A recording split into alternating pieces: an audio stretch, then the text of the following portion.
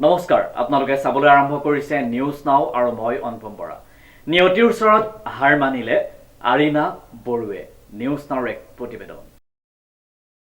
নিয়তিৰ ওচৰত হাৰ মানিলে আৰিনা বড়োৱে।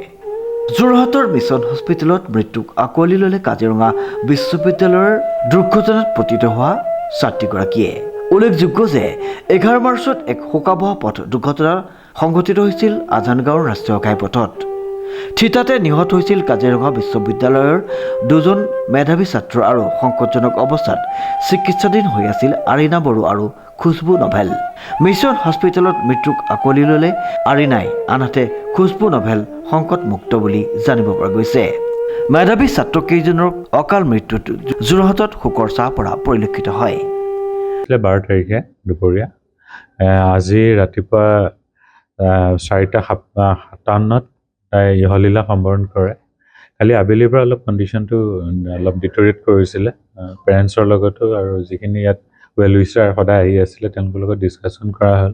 তাই লাইফ ছাপৰ্টবোৰ আমি লাহে লাহে ছেকেণ্ড ডে'ৰ পৰা কমাইছিলোঁ। 12 তাৰিখে ভৰ্তি হৈছিলে, 13-14 পৰা লাইফ ছাপৰ্ট কমাই 17 তাৰিখে আমি এটা চাৰ্জাৰী কৰিছিলোঁ। তাই ডিঙিৰ উশাহটো ভালদৰে ল'বৰ কাৰণে ডিঙিৰ ওচৰত ট্ৰিকিঅষ্টমী বুলি এটা প্ৰচিডিউৰ আছে, সেইটো কৰা হৈছিলে।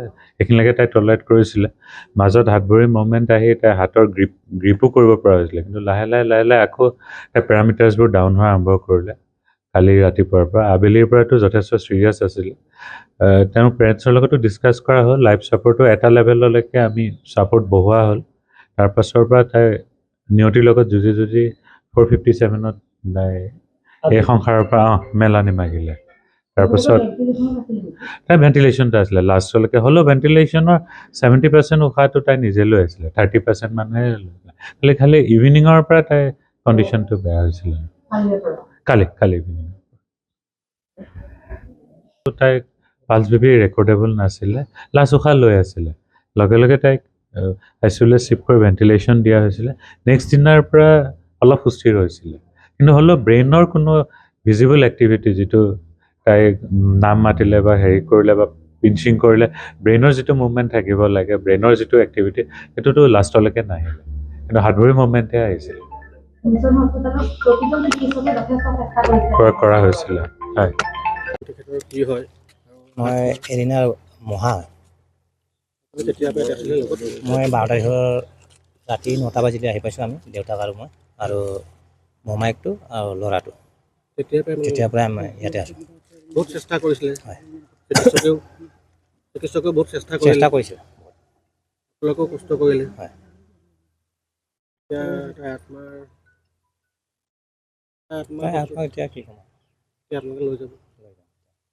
ঘৰত কোন কোন আছিল তাইৰ? ঘৰত ককায়েক এটা আছে আৰু মা, এজনী ছোৱালী, ককায়েক এটা আছে। ছোৱালীজনী এতিয়া ছোৱালীজনী সৰু, এইজনী। কৰিছে, হয়, লৈ যাব। এতিয়া ঘৰলৈ লৈ যাম। কষ্ট কৰিলে, এইটো মেধাৱী ছাত্ৰ আছিলে, মেধাৱী ছাত্ৰ আছিলে। হয়, তাৰপৰা কিবা প্লেচমেণ্টটো পাইছিলে বোলে? পাইছিলে বুলি কৈছিলে, মানে হেৰি কৰি আছিলে আৰু বহুত আশা এটা আছিলে তাইৰ আশাটো সম্পূৰ্ণ নহ'লে। ভগৱানে নিয়তিৰ ওচৰত হাৰ মানিলে। হয়, আমাৰো ইউনিভাৰ্চিটিৰ ফালেও বহুত মানে দুখদ ঘটনা হৈছে। এইটো আমাৰ 3টা মেধাৱী ষ্টুডেণ্ট আছিলে, ভাল ষ্টুডেণ্ট আছিলে। এইটো মানে এক্সিডেণ্টৰ কাৰণে আজি আমি আন্তৰিকভাৱে দুখ পাইছোঁ আৰু এওঁতিৰ আত্মাৰ কাৰণে শান্তি প্ৰদান কৰক ভগৱানে প্ৰাৰ্থনা কৰিছোঁ।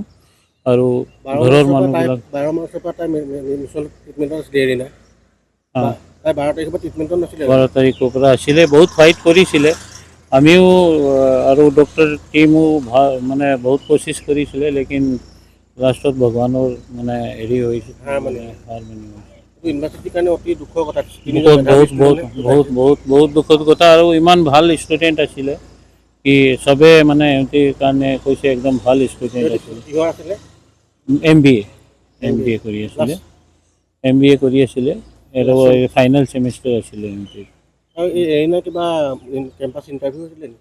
কেম্পাছ ইণ্টাৰভিউ হৈছিলে আৰু এৰিনাৰো হৈছিলে, এওঁতিৰো হৈছে 3টা।